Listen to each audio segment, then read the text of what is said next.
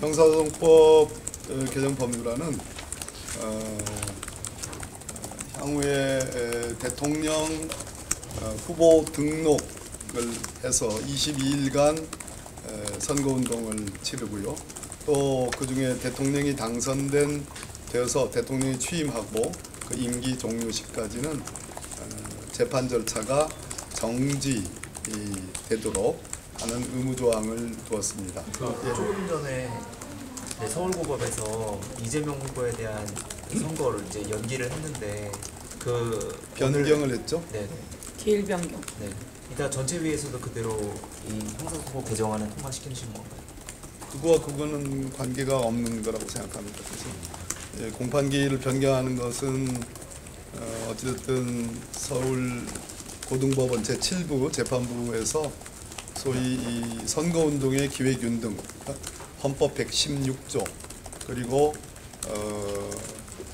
공직 후보자의 참정권 등을 감안해서 한 변경이기 때문에 저희들 뭐 하는 절차, 이 법안 통과 절차에는 관계가 없어서 계속 진행합니다.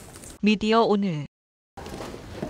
네, 오늘 법사 1소위에서 검사징계법 일부 개정 법률안부터 형사소송법 일부 개정 법률안 그리고 순직 해병 사건 은폐 진상규명을 위한 특검법안 또 윤석열 전 대통령에 의한 내란 등의 특별검사 임명 등에 관한 법률안 그리고 김건희, 명태균, 건진법사 관련 국정농단 불법 선거개입 관련 진상규명을 위한 특검법안 등이 통과가 됐습니다.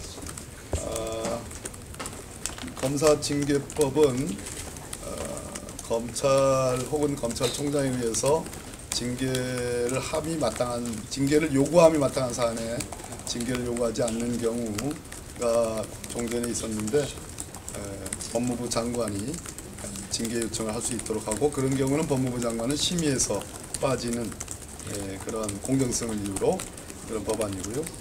형사소송법 개정 법률안은 향후에 대통령 후보 등록을 해서 22일간 선거운동을 치르고요. 또 그중에 대통령이 되어서 대통령이 취임하고 그 임기 종료시까지는 재판 절차가 정지되도록 하는 의무조항을 두었습니다.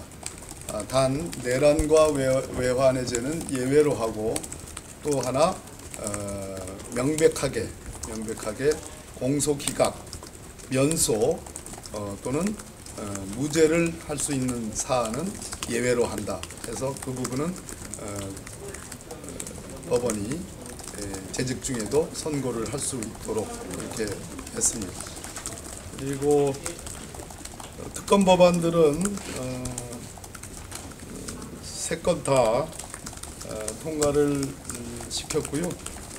그 중에서 현재 진행 중인 내란 공판과 관련해서 여러 가지 군사법원도 그렇고 또 서울중앙지법의 보통 우리 법원도 그렇고 군사상 기밀 등 여러 이유를 들어서 비공개로 재판을 진행하는 경우가 심리를 진행하는 경우가 많이 있는데 여기서 특검 법안에는 비공개를 못하고 공개를 하도록 그렇게 규정을 둔 것이 특이사항이다 이렇게 말씀드립니다. 예, 뭐 질문 있으신가요? 네, 그 정도 할까요? 조금 전에 서울고법에서 이재명 후보에 대한 선거를 이제 연기를 했는데 그 변경을 했죠? 네. 기일 변경. 네. 이따 전체위에서도 그대로 이 형사소송법 개정안을 통과시키는 건가요? 그거는 관계가 없는 거라고 생각합니다. 그래서 공판기일을 변경하는 것은 어찌됐든 서울 고등법원 제7부 재판부에서 소위 이 선거운동의 기획윤 등 헌법 116조 그리고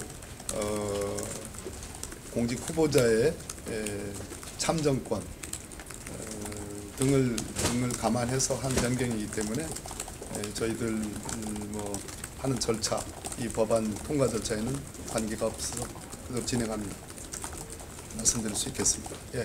그 조의대 대법원장에 대한 청문회는 오후에 논의할 예정이라고 알려져 있었고 또 탄핵 이야기도 쭉 나오고 있었는데 이것들에 대해서는 좀 어떻게 일정 변경을 검토하실지요? 그래서 여러분들이 저를 보내주셔야 됩니다. 예. 예. 마치겠습니다. 예. 수고하셨습니다. 네.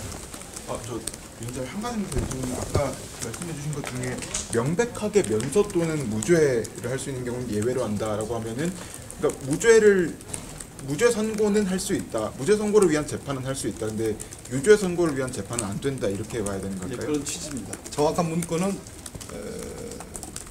정리된 문구를 알려드리도록 하겠습니다. 이따 전체 회의에서 아마 아시게 되실 수 있을 겁니다. 예, 수고하셨습니다. 네. 수고하셨습니다. 네.